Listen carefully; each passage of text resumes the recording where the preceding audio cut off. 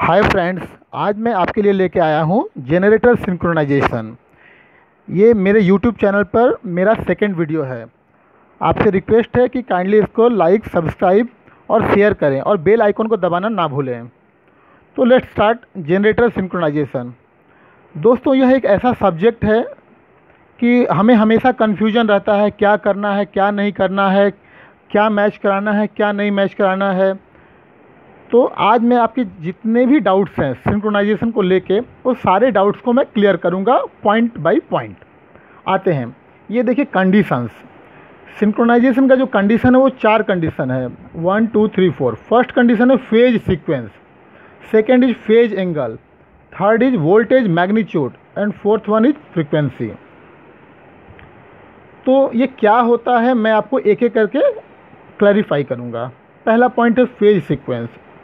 तो हमारा जो जनरेटर का 11 kV जनरेट हो रहा है उसका RYB, और जिस ग्रिड से या किसी अगर DG से हम सिंक्रोनाइज हो रहे हैं तो उसका RYB, दोनों का फेज सीक्वेंस सेम होना चाहिए। Second point phase angle, phase angle हमेशा सेम होना चाहिए। थर्ड वन वोल्टेज मैग्नीट्यूड, हमारा जनरेटर का वोल्टेज और ग्रिड का वोल्टेज वो सेम होना चाहिए। और चौथा है फ्रीक्वेंसी, हमारा जनरेटर का फ्रीक्वेंसी और ग्रिड का फ्रीक्वेंसी दोनों सेम होना चाहिए। कैसे करते हैं ये सब अभी हम क्लैरिफाई करेंगे। दोस्तों, ये है एक सिंक्रोस्कोप।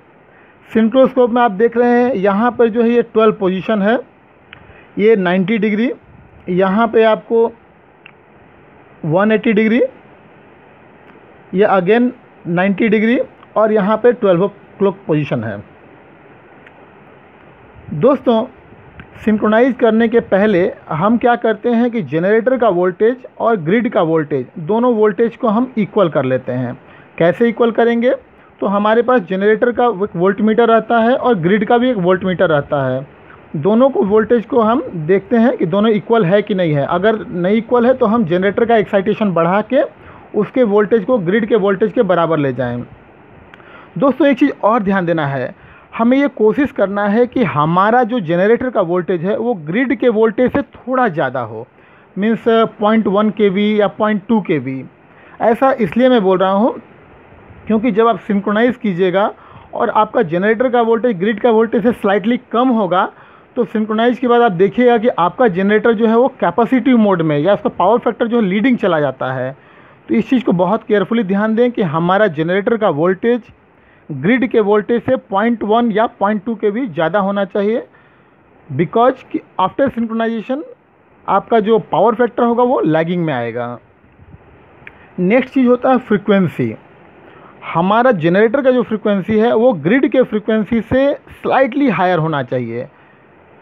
अभी हम ये समझते हैं कि ये कैसे होता है। ये हमारा सिंक्रोस्कोप है और ये सिंक्रोस्कोप का आप देख रहे हैं निडल है। आप देखते होंगे दोस्तों कि सिंक्रोस्कोप का जो निडल है वो कभी कभी इस डायरेक्शन में घूमता है, मीन्स क्लॉकवाइज। कभी कभी आप देखते होंगे कि ये ऐसे एंटी क्लॉकवाइज घूम रहा है। दोस्तों, इसका क्या मतलब है, क्या मीनिंग है? तो दोस्तों, जब ये क्लॉकवाइज घूम रहा है इसका मतलब ये है कि हमारा जनरेटर का जो फ्रीक्वेंसी है वो ग्रिड के फ्रीक्वेंसी से ज़्यादा है। अगर यह तेज़ी से घूम रहा है इसका मतलब है कि जनरेटर का फ्रीक्वेंसी और ग्रिड का फ्रीक्वेंसी का जो डिफरेंस है वो बहुत ज़्यादा है। तो हमको दोस्तों ध्यान रखना है कि ये निडल बहुत स्लो घूमे और ये क्लॉकवाइज डायरेक्शन में ही घूमे। मैं दोबारा रिपीट कर रहा हूँ कि हमको ये ध्यान देना है कि ये जो निडल है वो बहुत स्लो घूमे और वो डायरेक्शन इस टाइप से क्लॉकवाइज हो। और जब ये जो पोजीशन है, सपोज ये 11 o'clock का पोजीशन है, यहाँ पर जब निडल आता है और वो उसका जो स्पीड है वेरी स्लो रहेगा, तो हम सिंक्रोनाइज करने के लिए रेडी हो जाते हैं। और जैसे ही इस पोजीशन पे आता है, इस पोजीशन पे, तो हम क्या करते हैं कि TNC स्विच से जो है वो क्लोज कमांड जो है दे देते हैं। TNC स्विच में दोस्तों बोलूँगा, सिंक्रोस्कोप के आपके पास में देखिए एक स्विच दिया रहता है जिससे कि आप ब्रेकर को क्लोज करते हैं। तो दोस्तों, सिंक्रोनाइजेशन का जो मेथड है 2 है, एक ऑटो है, दूसरा मैनुअल है। ऑटो में क्या करता है कि सिंक्रोस्कोप जो है खुद कमांड देता है। इसमें आपको जो है ऑटो मोड सेलेक्ट कर देना है और ये synchroscope frequency and phase angle match करा के ये ब्रेकर को क्लोज कमांड खुद देता है। और second one is manual mode. Manual mode में क्या होगा कि हमको खुद मैच कराना है और मैच कराने के बाद सारे कंडीशंस को मैच कराने के बाद जो है वो क्लोज कमांड ब्रेकर को देना है। दोस्तों कभी कभी आप देखते होंगे कि सिंक्रोस्कोप जो है वो एंटी क्लॉकवाइज डायरेक्शन में घूम रहा है इस तरह से। इसका क्या मतलब है दोस्तों? इसका ये मतलब है कि हमारा जनरेटर का जो फ्रीक्वेंसी है वो ग्रिड के फ्रीक्वेंसी से कम है। दोस्तों कुछ लोगों ने मेरे से सवाल किया कि इस पोजीशन पे अगर हमारा नीडल है सिंक्रोस्कोप का और ये डायरेक्शन जो है वो इस तरह से है, ये डायरेक्शन में, इस डायरेक्शन में मूव कर रहा है, तो हम यहाँ पे अगर रेडी हो जाते हैं और इस पोजीशन पे जब हमारा जो है नीडल इसके तरफ इस डायरेक्शन में मूव कर रहा है तो हम उसको क्लोज कमांड देते हैं तो क्या होगा? दोस्तों ऐसा नहीं करें। ऐसा करने से क्या होगा कि हमारा जनरेटर का फ्रीक्वेंसी कम है ग्रिड के फ्रीक्वेंसी के कंपैरिजन में, और जब आप इस पोजीशन पे आते हैं और यहाँ पे आप क्लोज कमांड देते हैं तो जनरेटर पर एक लोड आता है, उस लोड के चलते उसका फ्रीक्वेंसी पहले से कम था और कम हो जाता है, तो यहाँ पे रिवर्स पावर आने का चांसेस रहेगा। तो दोस्तों इस बात को बिल्कुल ध्यान रखें कि सिंक्रोस्कोप का नीडल का डायरेक्शन जो है हमेशा क्लॉकवाइज होना चाहिए और स्लो होना चाहिए, और जब ये 11 o'clock पोजीशन पे आ जाए तो हमको रेडी हो जाना चाहिए कि हाँ अभी हम सिंक्रोनाइज करेंगे, और इस पोजीशन पे जैसे ही हमारा नीडल आता है तो हमको उसको क्लोज कमांड दे देना है अगर हम मैनुअल मोड में कर रहे हैं तो, और अगर ऑटो मोड में कर रहे हैं तो सिंक्रोस्कोप खुद ब खुद जो है ब्रेकर को close command every parameter match कराने के बाद दे देगा।